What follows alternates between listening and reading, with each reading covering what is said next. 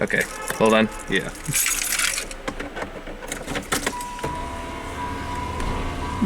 All right, on 3. Yeah. 3, 2, 1. Nick fucking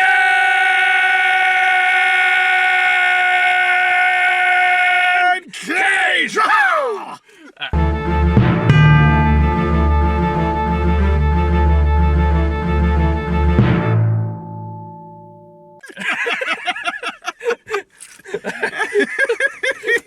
Hey, that was well synchronized. That did that well. First take. There we go. There you go. Yep. I'm afraid it's gonna... That's good. Yeah. There you go. One of these days we'll get a real set, like a real studio. It's one thing to talk about forever. We just never pulled the trigger on it. We still probably will eventually. But anyway, so the unbearable weight of massive talent. We are playing catch up again. I feel like I said this every week this year. So I apologize to everyone. There's a movie that came out that we did not get a chance to see. This year has sucked ass. Yeah. Like in every conceivable metric. So that's pretty much why. But that's okay, because every now and again you get a bright spot. Like this. Yes, like the unbearable weight of massive talent, which is the newest Nicolas Cage movie, which is just having such a good fucking time. Yeah. And just pairing Nicolas Cage with the biggest fucking dork in Hollywood right now. Yeah, just him and Pedro Pascal just freaking own this. Any scene they have together. They're having so much fun. I love Pedro Pascal. Like, I'm not a huge fan of The Mandalorian, and we all know what happened to Wonder Woman 84. But that being said, like, the man just seems like such a delightful person just to talk to. He's just so happy to be here. He's so happy to just having this job in his career. He's having such a great time doing it. So This just feels like the whole person. This was just him to mess around and have whatever fun they want to do. Because God, it's an extremely meta. It's extremely it does feel like a standard like blockbuster style comedy, but the writing is just a hint smarter than the typical genre fare. Like it's as we were kind of talking, this basically feels almost like an unofficial sequel to adaptation. A little bit, or like a spiritual successor. And there's God knows a bunch of like fucking Nicolas Cage reference movies in there. Like, obscure ones. Like there's a Leaving Las Vegas like reference in here at one point. Which one specifically was that? That's the one where he like goes in the pool with the beer bottle. Gotcha. Because that's like almost replica shot from Leaving Las Vegas. Right. Which is a really good movie. You guys haven't seen it. But like this really is just a film. Like if you're a film nerd, you'll get a lot out of this because there's a lot of just obscure references. And I guess listen to Nicolas Cage talk about the movie. He's like, yeah, I didn't want to do this at first, but then they kind of just won me over with the script eventually. Yeah, 'cause I know he originally wanted. Oh my God. Abraham Lincoln. I'm forgetting his name all of a sudden. Like which one? There's Daniel Day-Lewis. Do you wanted Daniel Day-Lewis to play Nicolas Cage? Yeah, he suggested Daniel Day-Lewis originally play him. I would watch it. Just to see what he would do. Didn't Daniel Day-Lewis retire? Yeah. Okay, yeah, I thought so. Oh God, can you imagine the behind-the-scenes stories for that? But anywho, so yeah, if you've seen the trailer, you get a pretty good vibe what this movie's about. But where it really shines is just Nicolas Cage and Pedro Pascal are just having so much fun, chewing every inch of scenery they can find. Yeah, and it's one of those things where, they are completely self-aware of, how ridiculous these moments are. Like, there are times they just go, super melodramatic, but at the same time, they're, 100% into it. It's like they're selling this with every fiber of their being. But, yeah, but even with that going on, even with the more, genre cliches of, oh, he has to be recruited by the CIA, which isn't a spoiler, it's in the trailer. Yeah. Because, Javi might be a bad guy, because he kidnapped somebody, yada, yada, yada. Even within those trappings, it knows exactly what it's doing with it. Yeah. When it references it, and, how it references there are jokes that you and I only laughed at. Yeah, we cut the meta jokes. Yeah. We'll get to this. I don't want to get too much into spoilers yet. Yeah. Because there's a lot of just moments that we just both laughed our ass off. One in particular, I just lost it.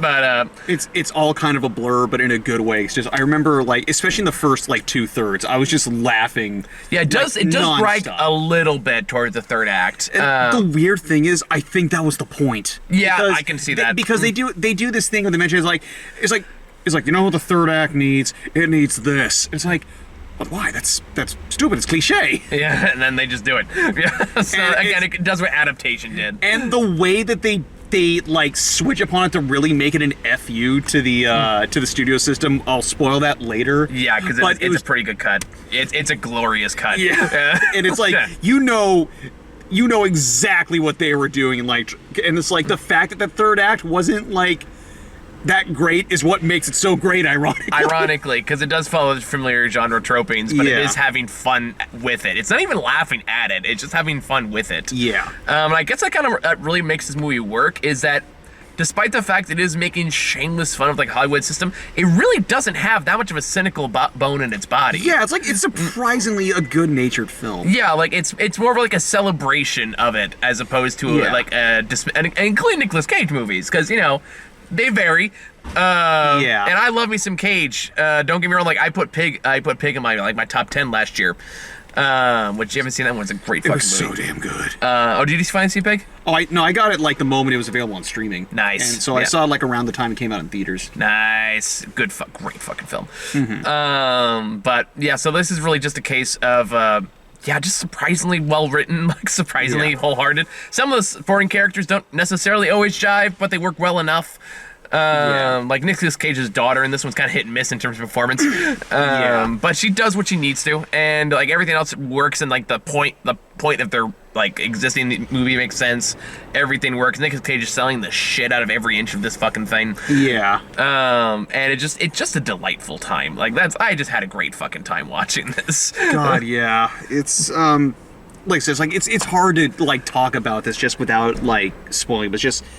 Yeah, if you need something lighthearted that like feels genuine, just watch this movie. And if you know like 100-year-old German cinema, oh god, that fucking killed me when I was in the theater. And I remember it was like, we're the only two people who in this room that probably get this joke. Even I don't know that movie he was referencing. Oh my god! I'm the only one who fucking got it. Sorry, buddy.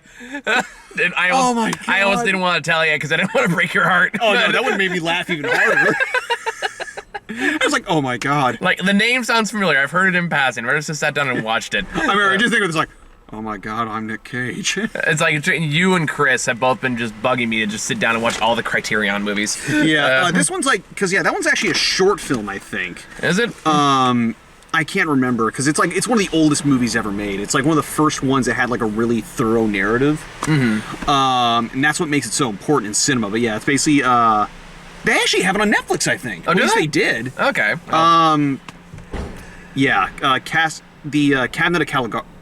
Cabinet of Caligari.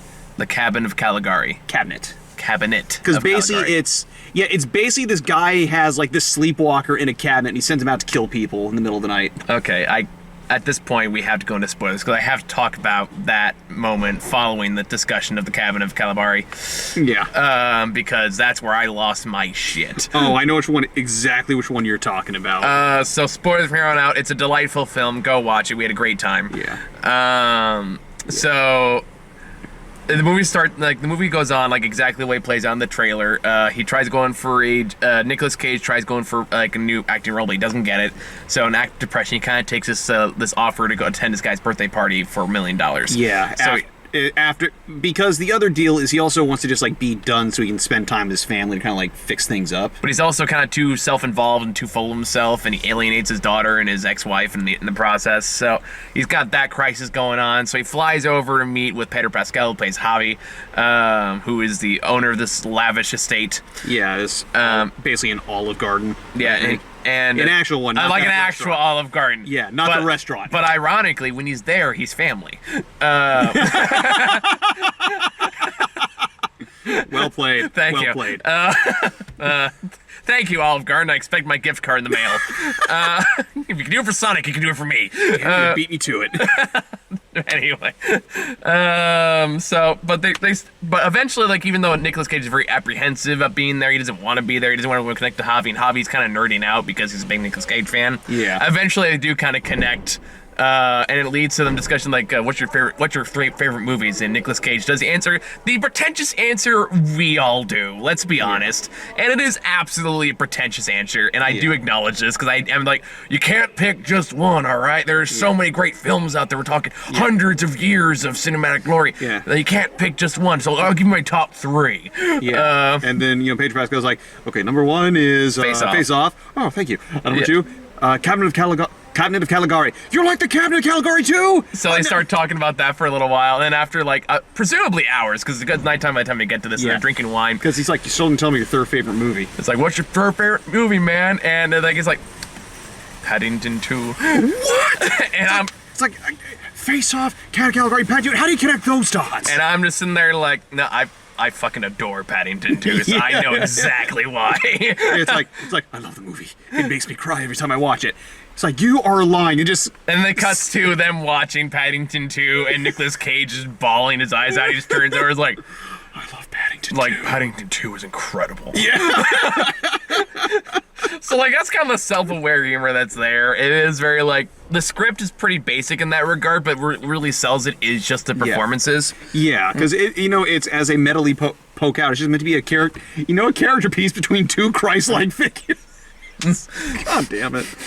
But it's just like, it's all about people just like, it's celebrating the joy that you feel from these things and like trying to rekindle that. Yeah. And like, obviously this film is very excited about its subject matter, but like it gets to do this crazy shit. Yeah. And like, yeah, everyone, like I said, it's a celebration of the trappings of the genres, of just the craziness of it, as opposed to poking fun and saying it's stupid. It's like, yeah, it is stupid, but we love it. Exactly. Yeah, that's a good way to describe it. We love it because it's stupid. Don't you judge our stupidity. And then the next scene after that is them just on. It's like, so many shenanigans. Like Nick Cage having to break into Javi's place because like the CIA recruited him to. Like figure out if he kidnapped this girl who gets kidnapped at the beginning, who's also a Nicolas Cage fan. Yeah, of course. Why wouldn't you? Philistines. So, and God, there's so many small things. Like when he's breaking into this security room to like plant the cameras, I pointed out to you that like there was a mouse pad with a bunch of Nicolas Cage faces on it. Yeah, and there's just a lot of little digs like that. Like, there's a lot of subtle jokes to the overt jokes, and it all works very well. I think the best sequence in the movie is about halfway through, where Nicolas Cage has to like basically convince Javi to let him stay on longer so they have a chance to find the kidnapped girls. Gotcha. So he basically says, I think we should write a screenplay together. And anything you get to? Yeah, in a bit. That'd be... Okay, let's pause here. We'll take a commercial break and be right back. Okay, we're back. But yeah, probably the best sequence in the movie is just the halfway point where Nicolas Cage convinces Javi to write the screenplay with him, mostly stalling for time. Yeah. But then he gets really into it. So Javi says, like, for inspiration, like we need to open our minds to everything the universe has to expand for us. Yeah, let's do LSD. Like, fun fact, I don't know if you know this, but actually, LSD was a massive advocate for, like, there was a lot of advocacy for LSD for a long time for psychological awakenings. Yeah. Like, Alan Watts, who's one of the brilliant philosophers, was a massive LSD advocate. Yeah. Which honestly explains a lot about Alan Watts. But anyway. So they take LSD and they go into this end part. And this is where probably gets the most meta. Yeah. Where they're sort of like, oh god, like I hate those comedies where it's just two guys talking. It's always so boring. Like you need something action to drive the plot. And they sit down. He gets a text from the CIA woman is saying like, oh yeah, it's like we need something. You always need something to like move the plot forward. You need something to move the plot forward. And he gets a text saying like, have you found the girl? It's like, not yet. I'm high on LSD. I'm high on acid. And like I'm currently on acid. Yeah. Like, what the fuck? It's like, yeah, but what if you also turn to like, what if there's like this big drug scene? Yeah, and then you could turn into like a paranoid thriller. Like, look at those people over there. It turns around like these two random strangers, apropos of nothing. And it's like, well, they're staring at us the whole time. It's like, were they? No, she's an example. But are they? Are they still staring? And they get more and more paranoid until they just make a break for it. And that's where you have to see the shots on all the trailers of the wall. The other part just kind of killed me. It's just like, It's like, look, just make it natural. Just throw him off with a laugh. Okay. Oh, yeah. And then he just like looks. Then Pascal just looks towards him and just starts laughing off the. Just laughing like it's like it looks like he's laughing, but he's also crying at the same time. Yeah. Like it physically hurts to laugh. Yeah. Like, yeah, and then they make a break for it. That's when we get the wall scene you see in the trailer. Yeah, which also has a great punchline right afterwards, Yeah. where just like two people that happen to look like the previous standbys. Yeah. It's going like, oh shit, there they are. Fuck. So there's a lot of just weird shit they just kind of threw in there that like the shoe swapping scene, for example. Like, Oh yeah, after Nicolas Cage gets found out, and it's like they're about to do the whole thing where they're going out to kill each other, and before he was like. It's like, you have nice shoes. Yeah, and they're like, it's like it just cuts the tension, and it's just like, it's like, oh, nah, this other thing's like, it's like, I think your shoes are great. You want to switch them? Okay. So the next thing you know, we're just spending like a good solid 5 minutes in their Jeep, just like talking about their shoes, and Yeah. it's kind of like, okay. And I don't know why this need to be here, but I'm kind of glad it is. It did kind of have a point, like It did later on. Yeah. But at the time, it was like, I don't know where this is going, but I am invested. Yeah. But yeah. So when all is said and done, like, we don't want to go too much into it because you really should see for yourself if you haven't already. Yeah. But it really is just a delightfully fun film, and with some really fun acting in there. That especially if you're a Nicolas Cage fan, you know a lot of his body of work. He'll get a lot out of it. Yeah. I do want to talk about that little ending shot. Oh yeah. And the other Nicolas Cage double. Wait, what was the other Nicolas Cage? Remember his mental self? Oh yeah. Nikki. Yeah, that's what they go. Yeah, oh my god, it's like, yeah, the ending shot, remember how I mentioned how it kind of makes fun of Hollywood? Yeah. Like, in a way? Well, basically the way that it ends is like when he's kidnapped and he's like being held at gunpoint and he actually... By the actual villain. Yeah. He saves himself. It is so ridiculous because like his daughter tosses him a knife. He catches it and like cuts the guy down, and like in the same cut he turns around and suddenly the scene's different. The actors are different. Yeah, like and suddenly his wife and daughter are played by different actors. Yeah. And they're like clearly like supposed to be the quote unquote Hollywood hot people. Yeah. And it's just like, and the way they shoot it's like, oh my god, they're making fun of Michael Bay. Yeah, that sounds about right. Because and like it's like this is the exact thing they're talking about. It's like those those Hollywood like third act things that get talking about. It's like, oh my god, like that slow was just mo running, like the daughter runs up to Nicolas Yeah. Cage and her boobs are going up and down in slow motion, and like, the American flag the in the American background. flag slowly flapping away in the background, and it like cuts to like that. Oh, it's all the movie version. They even had like the low canted angles too. Yeah, I was they like, did. Oh my god, that is perfect. So it's like, and it's a pretty seamless cut. Like, so when like Nicolas Cage catches the knife and stabs the bad guy with it, you're like, wait, what? Yeah, we were both like, oh. And then it slowly pieces together, like, all right, well played. That was well done. All right, you fooled me, movie. Good job. And then throughout the movie, he's kind of got this alter as like the movie star Nick Cage, where it's like a younger, like more aggressive version of Nicolas Cage. You think it's just gonna be like a Moon Knight kind of talking to yourself kind of thing, but then it gets weirdly physical. Oh my god. And in ways you're like, wait, hold on, what the fuck? Like, I'm not sure if I want to spoil that moment. Yeah, But it was so just... It does come so far out of left field, and you're sitting there like, oh my god. Like, What nepotism means to me. I'm gonna put it this way. If you thought, the end of The Boys' first episode in the second season was weird, it's, this kind of rivals it. I'm just gonna leave it at that. You're talking to somebody who hates The Boys. I know. So. I know. I'm just saying everyone else. Fair enough. All right. But yeah, I found this movie fucking delightful, and I would watch it again. Yeah, it's like between this and Everything Everywhere All at Once.